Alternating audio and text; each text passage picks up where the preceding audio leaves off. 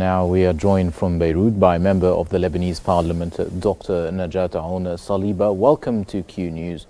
Now, in light of the recent diplomatic efforts, do you see any hope of reaching a ceasefire in the coming hours or days? We definitely support any diplomatic effort to get to a ceasefire and eventually solve the solution peacefully instead of continuing the mass killing that Israel has been doing on our cities, especially also attacking the historical and cultural sites as it has done in Tyre and in Baalbek. It was risky yesterday, close close to attacking the Baalbek as well. At the same time, we are very skeptical with the outcomes of the peace talks or the ceasefire talks because we know that Israel has done it in the past and will do it again. There were so many ceasefire talks for Gaza, not gone into positive results and have shown that Israel changed its mind.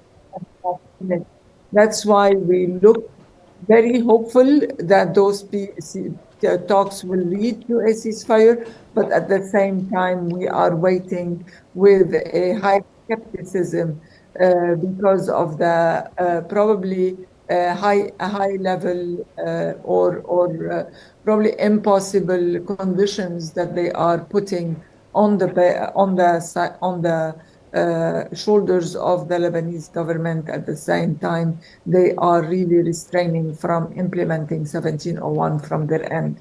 And so we hope that the 1701 will be implemented by the two countries.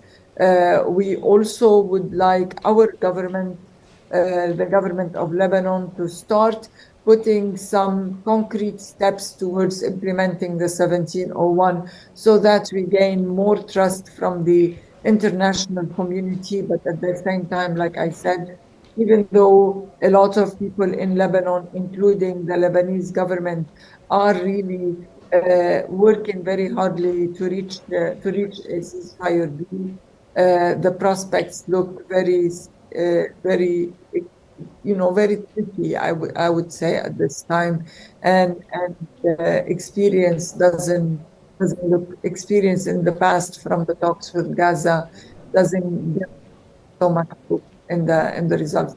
And of course, this goes hand in hand with the continuous airstrikes on many Lebanese cities, and of course in southern Lebanon, we've been seeing this even today.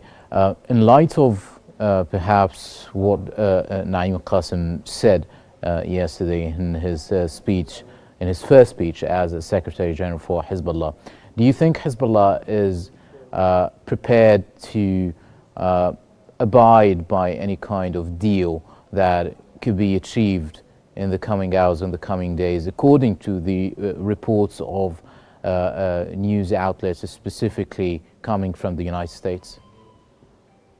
That's the most important question. Thank you, Karim, for this question. It looks to us that the first time before he became the Secretary General, he said that they consider Nabih Berri as the big brother, and they want Nabih Berri to continue with the talks, with the diplomatic talks. Yesterday, we see a different tone, and we see them continuing or calling to continue the fight, and this is why we are a bit skeptical.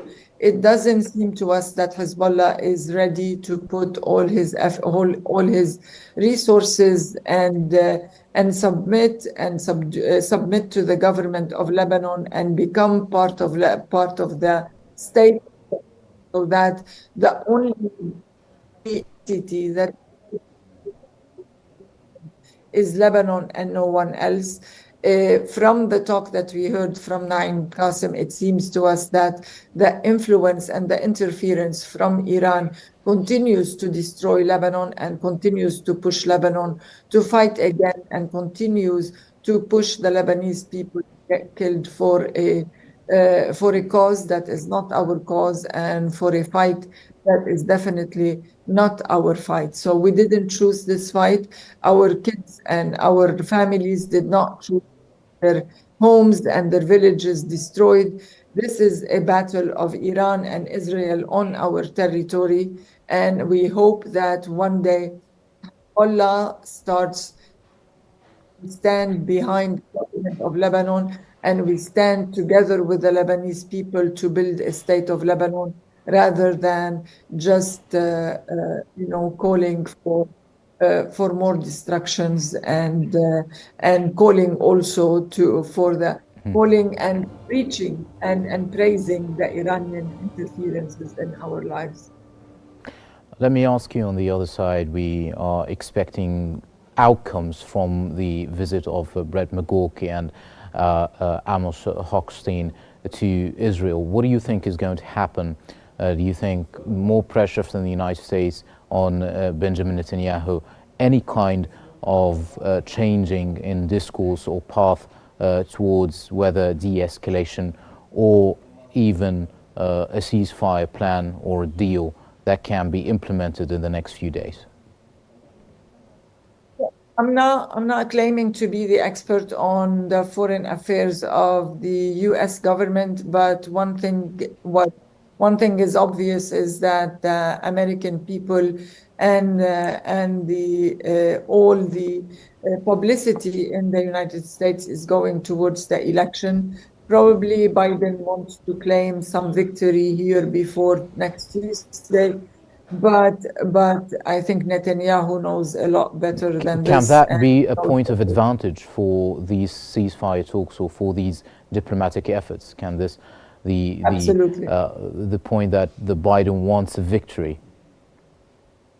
Yeah, we do hope that this victory can happen, but I'm saying that Benjamin Netanyahu knows a lot better how to play the politics in the US, and I'm not sure what the relation is between Biden, Harris, and Trump towards between Netanyahu and Harris and Netanyahu and Trump and what he's expecting to happen after next Tuesday. That's why I am saying that we look at this ceasefire talks with high skepticism, and we hope for the best, definitely, and we hope a ceasefire can happen sooner than later so that we can save people's lives and save people's belonging as well. Because right today, the whole camp of Rashidiyeh has been asked to evacuate. This means that we have also the Palestinian life put aside, and we have another displacement of thousands of people to deal with. And I don't think Beirut or the Bekaa or the North are able to hold more displaced people at this stage. Thank you very much. That was member of the Lebanese Parliament, Dr. Najat Aoun Saliba.